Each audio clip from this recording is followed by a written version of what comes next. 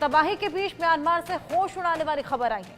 भूकंप से जमीन में 500 किलोमीटर लंबी दरार आ गई है। 500 किलोमीटर लंबी दरार देख वैज्ञानिकों के भी होश उड़ गए हैं। जमीन में दरार की गहराई करीब 5 मीटर तक बताई जा रही है और अब तक 3000 से ज्यादा लोग अपनी जान गंवा चुके हैं। पिछले शुक्रवार म्यांमार में 7.7 तीव्रता का भूकंप आया, जिसने भारी तबाही मचाई। तमाम तस्वीरें हमने आपको दिखाई थी।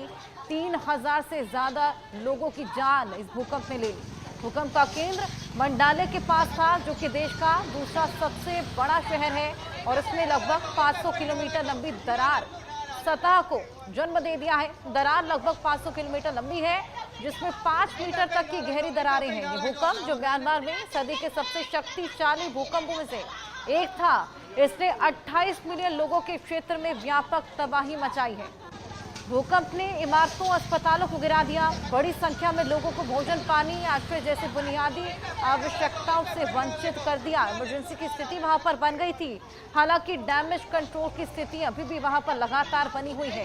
भूकंप के बाद से लोगों में खौफ का माहौल है, लोग खौफजदा है और वैज्ञानिकों तक के होश यहां पर उड़ गए हैं। जिस तरीके से 500 किलोमीटर लंबी दरार जमीन की सतह पर देखी गई। भूकंप के बाद तबाही का ये मंजर, चंद सेकंड का वो भूकंप जो अपने साथ ये भारी तबाही लेकर आया है। 5 मीटर गहराई, 500 किलोमीटर की लंबी लंबाई के साथ यहाँ दरारें देखी गई हैं। लोगों के भी होश उड़े हुए हैं। लोगों में आप देखिए किस तरीके से अफरा तफरी का माहौल, और वैज्ञानिक तक जो कि वहां पर पहुंचे हुए थे, उन तक के होश इस दरार को देखकर उड़ गए।